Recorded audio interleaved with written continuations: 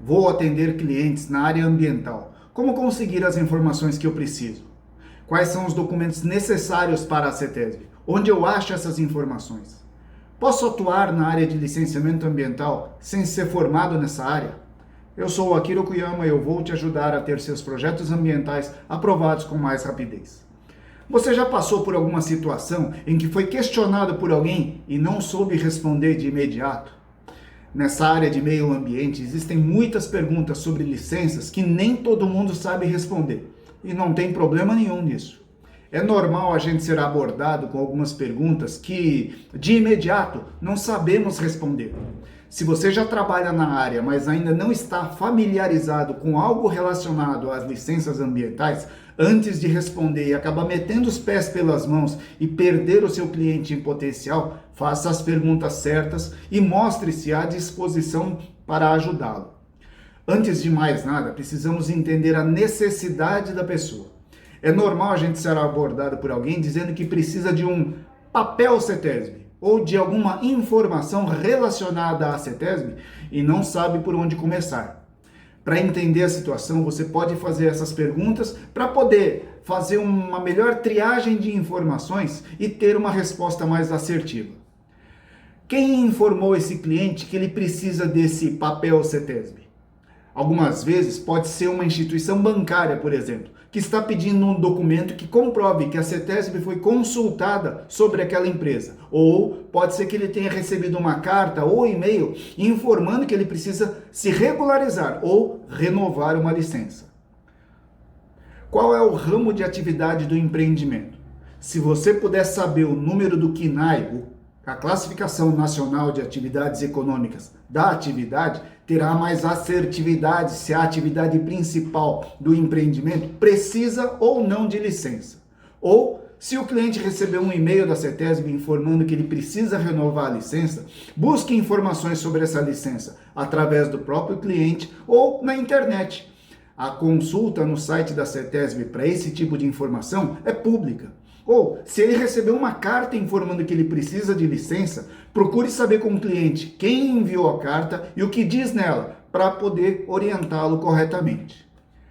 Qual é a área construída ocupada pelo empreendimento? Quantos funcionários tem o empreendimento? Dependendo dessas respostas, o empreendimento pode ser classificado como apta ao licenciamento simplificado. De onde vem a água para uso do empreendimento? Quem é a empresa responsável pela coleta de esgoto?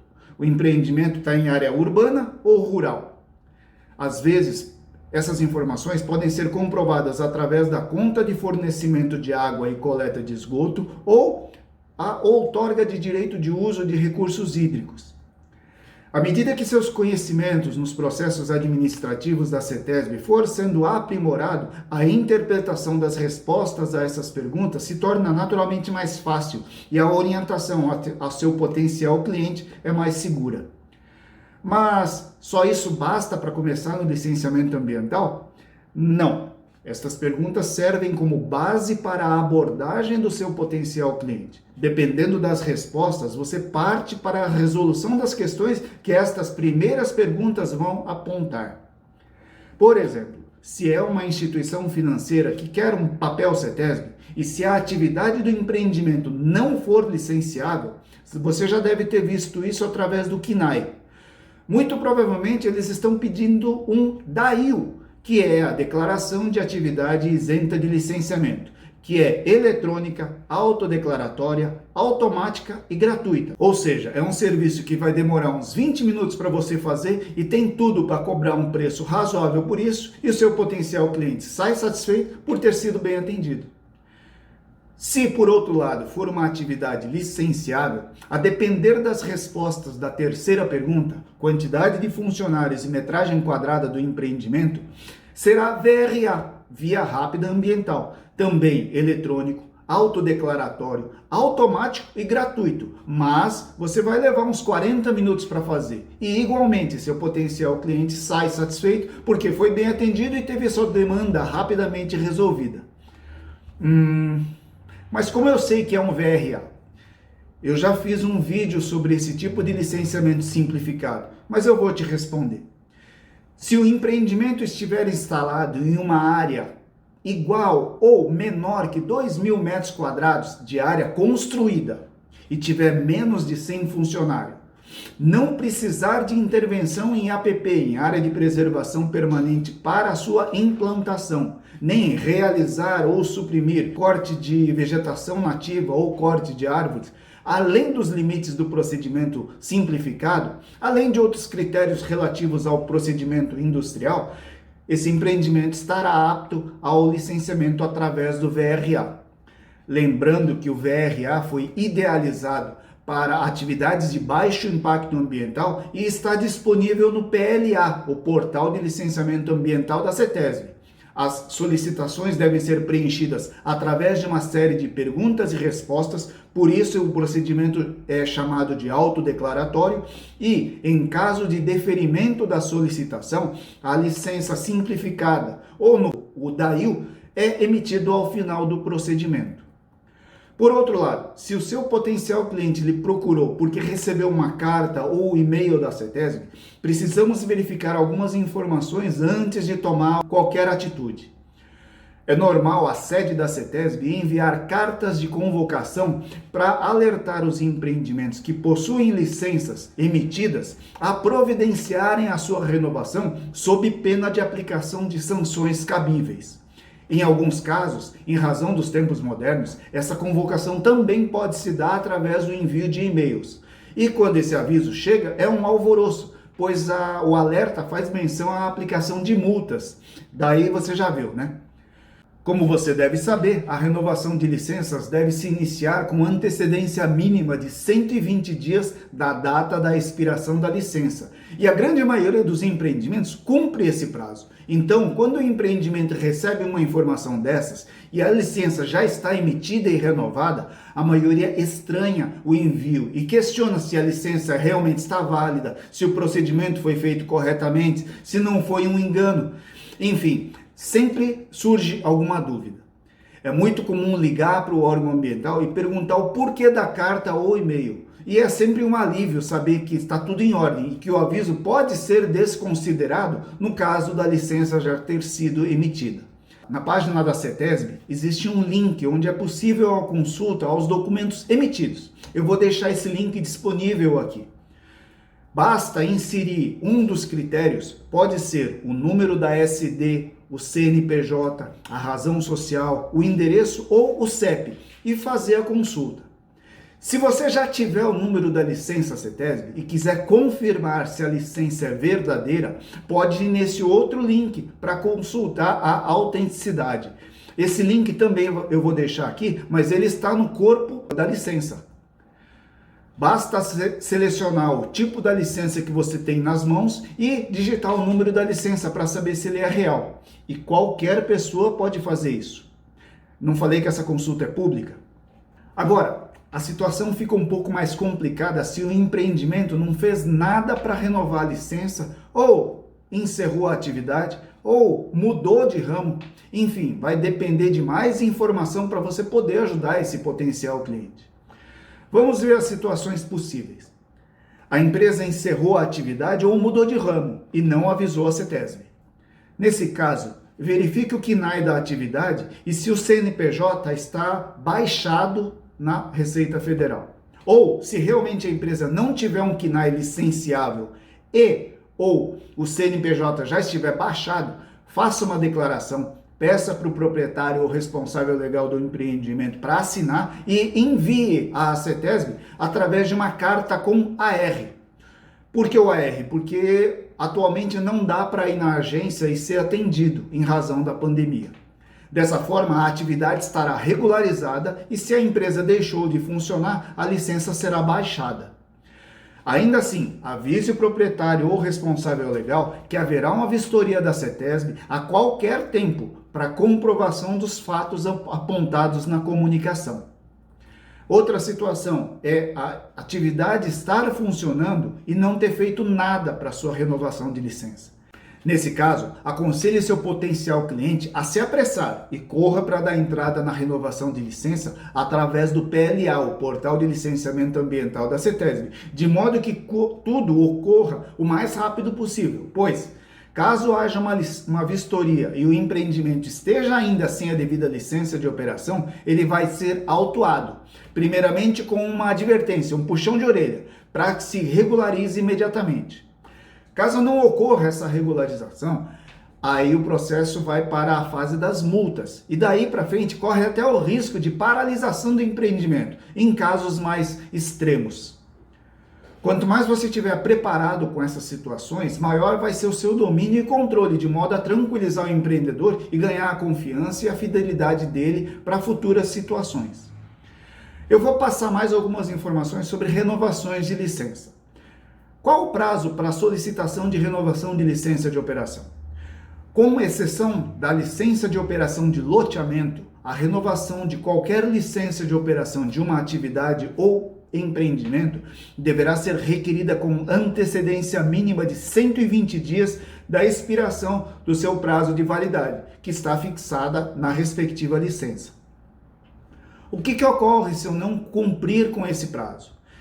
Nessa situação, existem 3 situações possíveis.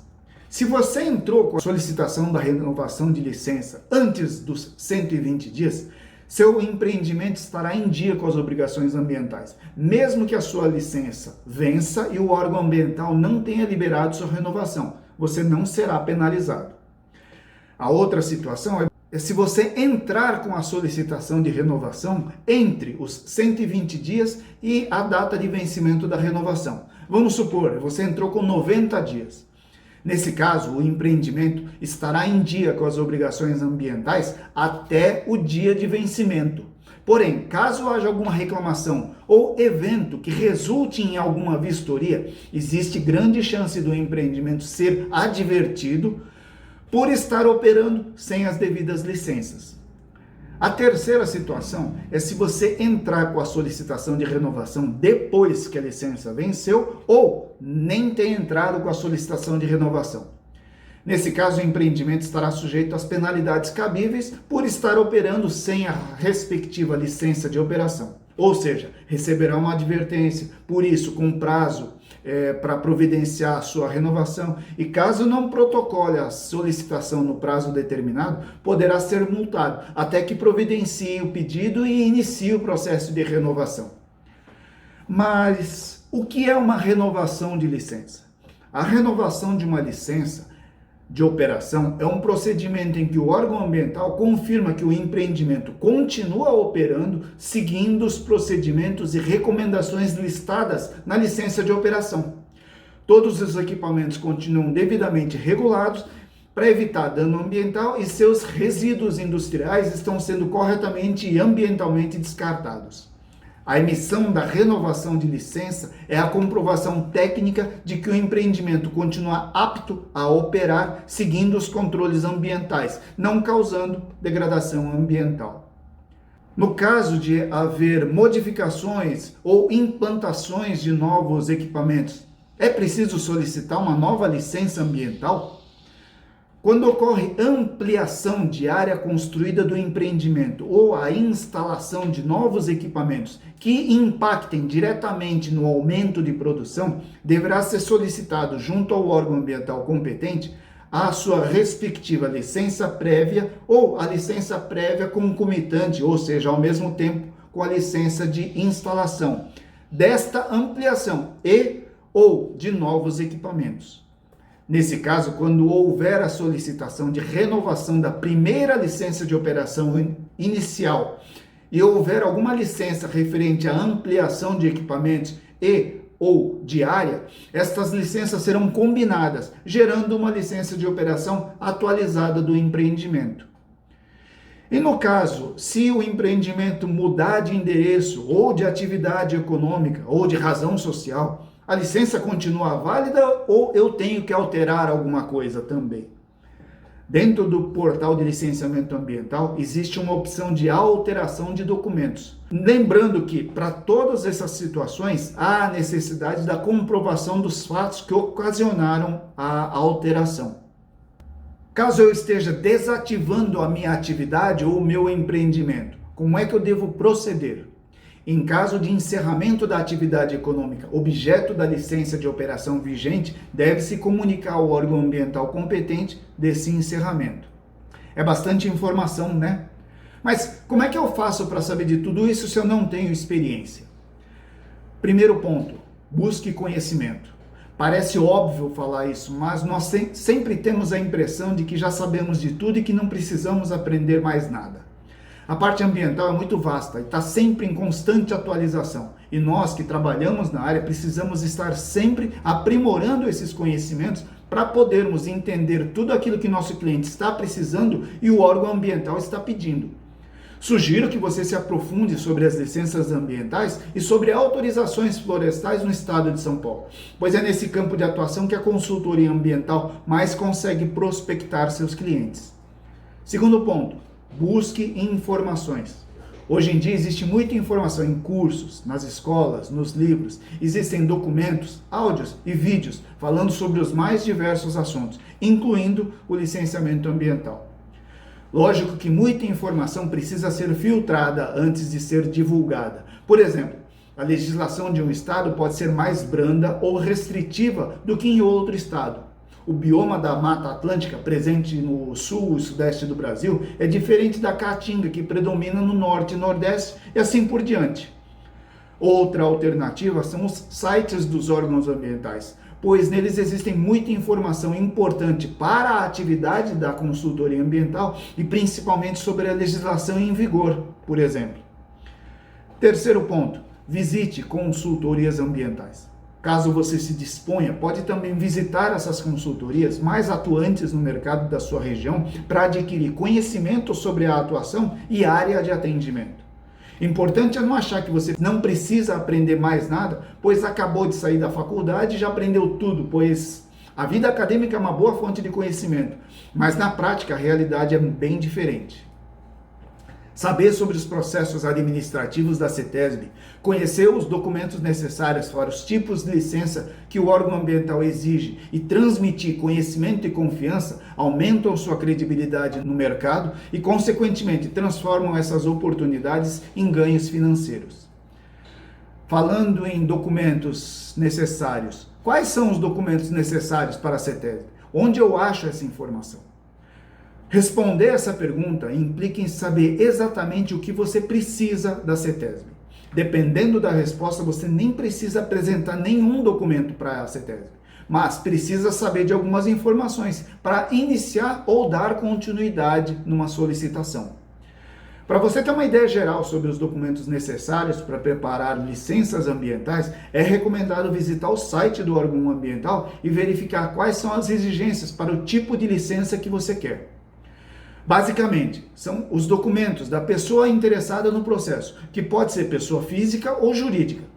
Isso inclui documentos da pessoa física do proprietário e do responsável legal, documentos do procurador, se tiver um, documentos do empreendimento, como o CNPJ e o contrato social, plantas, croquis de localização, projetos, layouts do empreendimento, certidões da prefeitura municipal onde o empreendimento quer se instalar. Documentos de outros órgãos que podem ser necessários dependendo do que se pretende instalar ou intervir.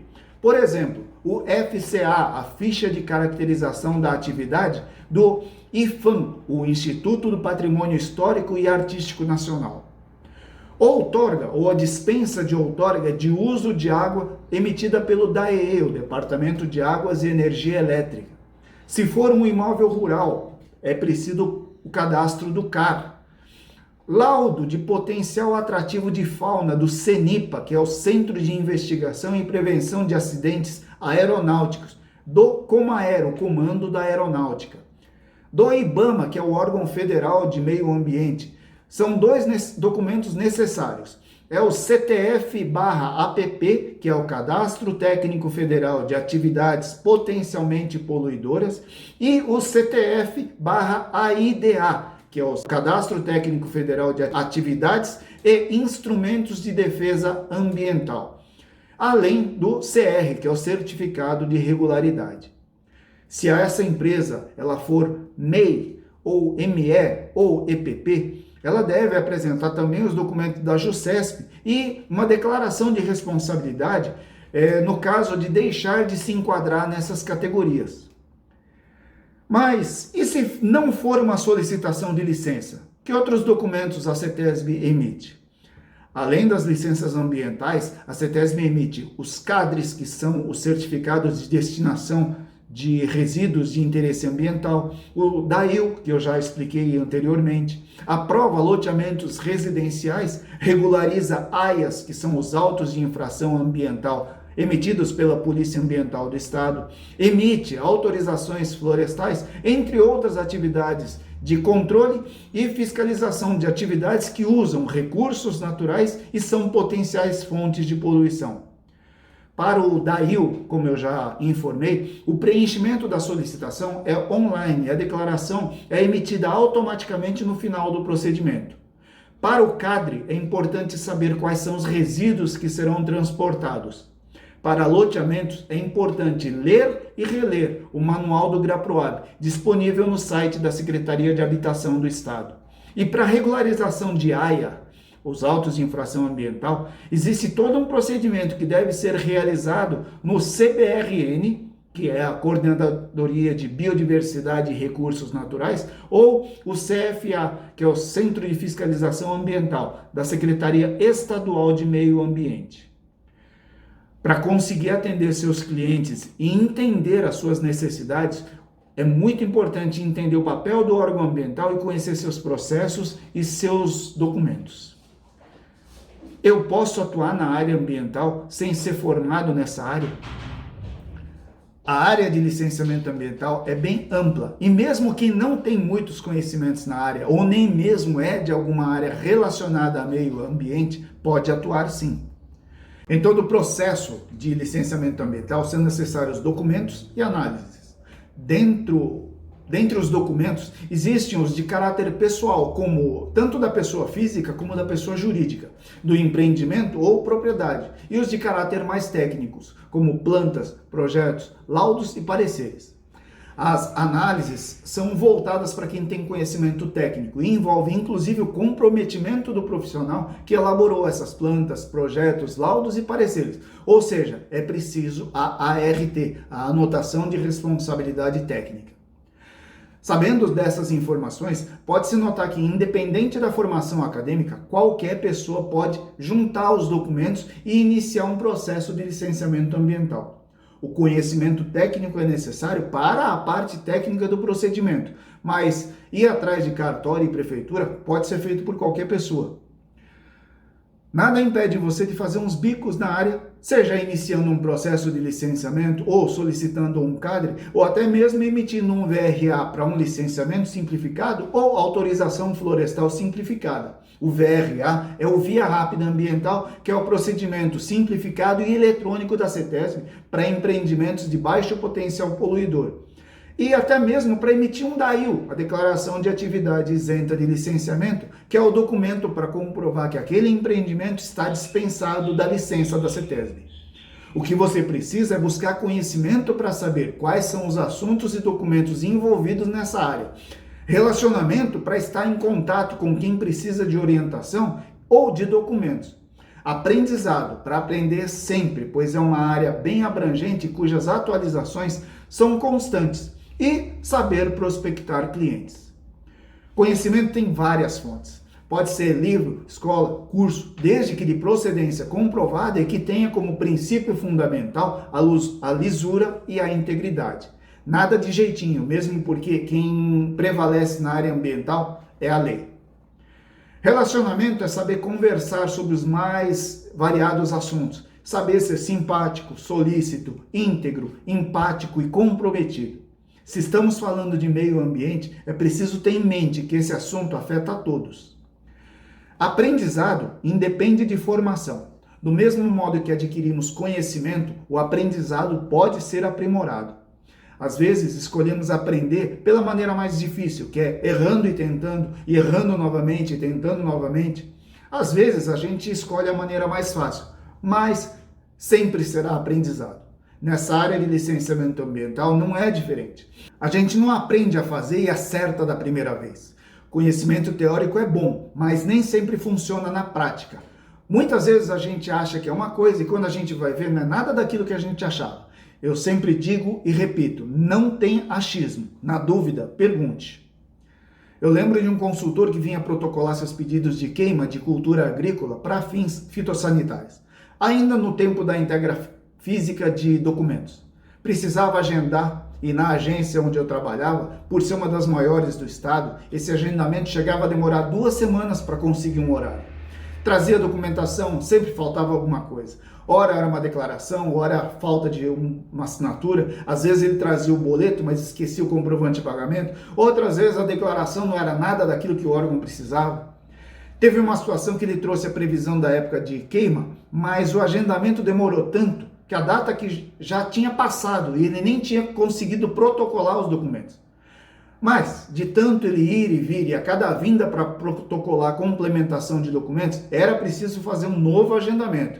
Ele foi aprendendo a trazer os documentos corretamente. E hoje em dia, ele dá entrada no portal e-ambiente, que é a porta de entrada dos processos atualmente, ele dá entrada numa semana e praticamente na outra a autorização que ele pediu já está pronta. Saber prospectar clientes é uma característica fundamental. Muitos entendem que é ser vendedor, mas mesmo quem não é vendedor precisa saber vender. Quando você vai para uma entrevista de emprego, você está vendendo a sua imagem e o seu conhecimento para o entrevistador. Quando você está paquerando, você está tentando impressionar seu par, vendendo a sua imagem. E assim por diante. Penso que ter interesse na área ambiental e saber fundamentos do licenciamento ambiental ajuda a adquirir conhecimento e a partir daí saber localizar empreendimentos que precisam de auxílio. Uma atividade que nem sempre tem a ver com a área de licenciamento ambiental é a de contador ou escritório contábil. Muitos clientes desses escritórios em nossa região precisam de DAIL, a declaração de atividade isenta de licenciamento, e às vezes nem sabem disso. Alguns precisam do VRA e até mesmo solicitar CADRE. E muitos escritórios nem sempre sabem o que são essas siglas e documentos. Eles ligam na CETESB e, para ser sincero, nem mesmo eles sabem o que perguntar. Daí a gente tem que fazer as perguntas certas para tentar descobrir qual documento é o mais adequado para aquela situação que ele está relatando. Se você acha difícil tentar, eu posso te dar um exemplo. Eu conheço uma profissional de educação física, uma pessoa que é árbitro de futebol, até já apitou alguns jogos da Federação Paulista, que nas horas vagas ela faz licenciamento ambiental. Ela pede licença, faz CADRE, DAIL, VRA, CDL, liga para tirar dúvidas, pergunta tudo que não sabe, questiona o porquê de alguns procedimentos para entender como funciona. E não tem nada a ver com a área, mas ganha uma boa complementação de renda atuando numa área completamente diferente da sua área de origem.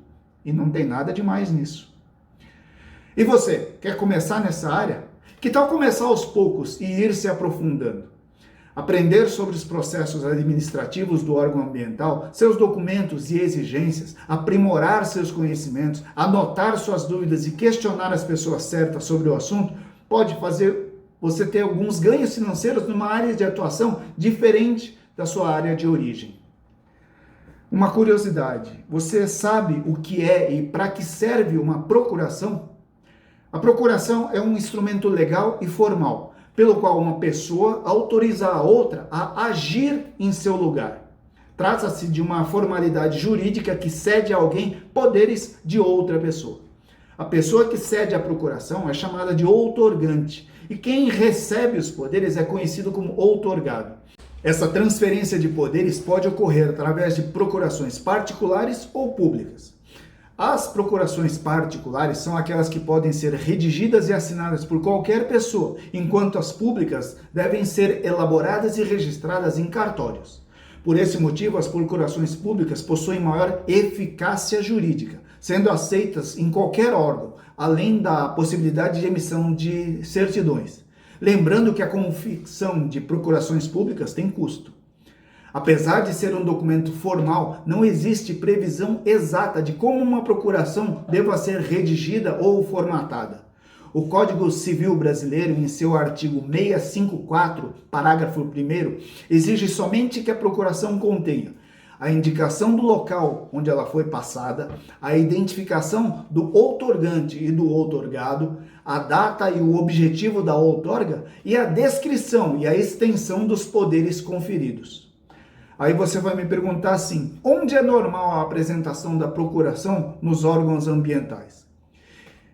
Existem muitas consultorias ambientais que representam seus clientes, inclusive assinando recibos e documentos como o TCRA, o Termo de Compromisso de Recuperação Ambiental. E essa representação se dá através da procuração, onde a pessoa interessada no processo dá poderes para o consultor assinar e identifica essa informação na procuração e entregue ao órgão ambiental. Outro documento que é muito exigido e que as pessoas têm dúvida é o AVCB, o Auto de Vistoria do Corpo de Bombeiros, que, como o próprio nome indica, é um documento emitido pelo Corpo de Bombeiros que garante que todas as regras contra incêndios são seguidas pela sua empresa. Isso garante a segurança das suas instalações e também de seus colaboradores e clientes.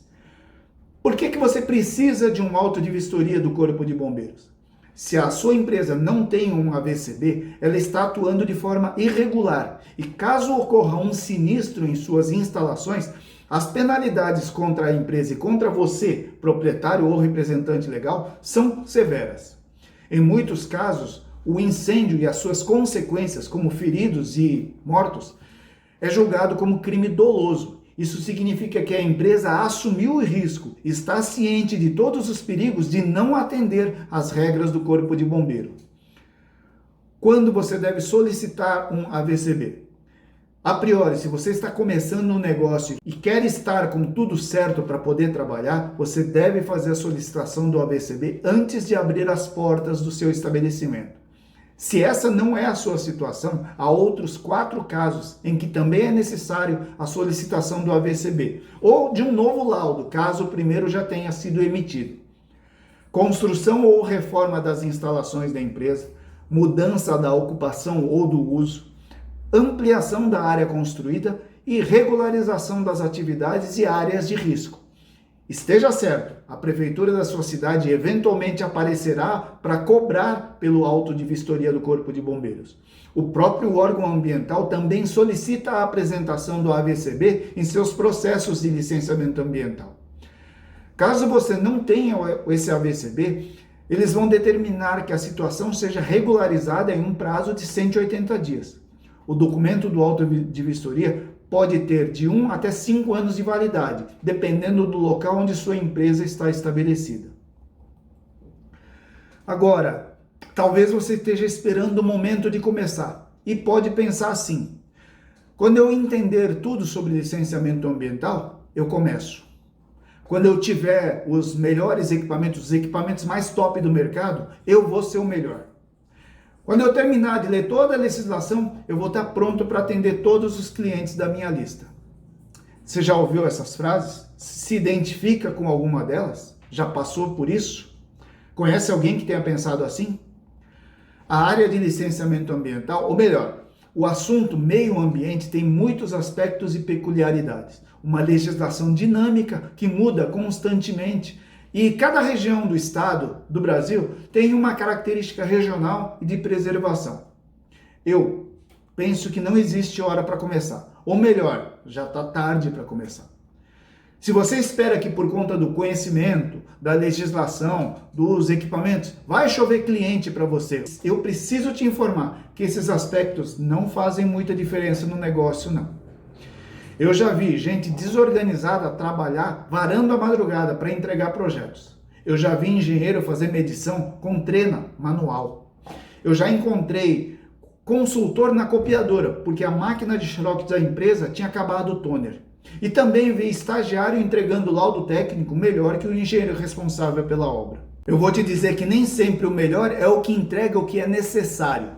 Eu penso que aquele que gosta do que faz, que tem verdadeira paixão pela profissão que escolheu, que tem domínio e conhecimento sobre o assunto, que demonstra empatia com o problema alheio e apresenta soluções viáveis, econômicas e ambientalmente sustentáveis, não necessariamente é o que tem os melhores equipamentos, o maior conhecimento ou é uma verdadeira enciclopédia ambulante.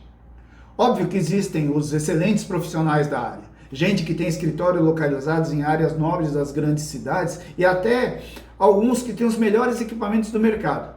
Mas eu tenho certeza que todos eles começaram com pouco ou quase nada e foram crescendo com muito empenho, dedicação e ampliando conhecimentos e horizontes. Essa conversa agora não tem muito a ver com os que a gente já tem conversado anteriormente. Se você não viu, eu te convido a dar uma olhada no meu perfil do Instagram ou do Facebook ou visitar o meu canal do YouTube, onde tem várias informações sobre licenciamento ambiental. A área é vasta e dinâmica e tem espaço para muita gente, mas os melhores profissionais, os que têm as melhores remunerações e os maiores reconhecimentos no setor, são aqueles que têm constância, consistência e qualidade no atendimento e no serviço prestado. Espero que você tenha gostado. Deixe seus comentários e sugestões para os próximos vídeos. Até breve!